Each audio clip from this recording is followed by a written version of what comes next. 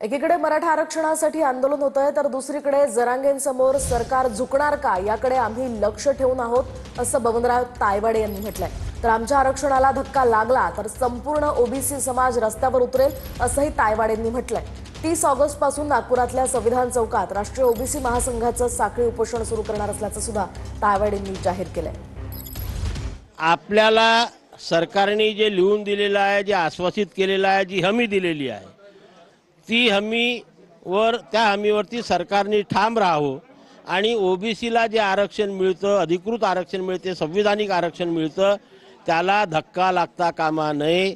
मराठा समाजाला ओबीसीतून आरक्षण देऊन ओबीसी समाजाचं आरक्षण कमी करू नये आणि ज्यांच्याकडे कुठलेही पुरावे नाहीत त्यांना कुणबी जातीचे सरसकट प्रमाणपत्र देऊ नये ही मागणी आहे। हे टिकवून ठेवण्याकरता म्हणून आम्ही 30 तारखेपासून साखळी उपोषण करून याची सुरुवात करतो।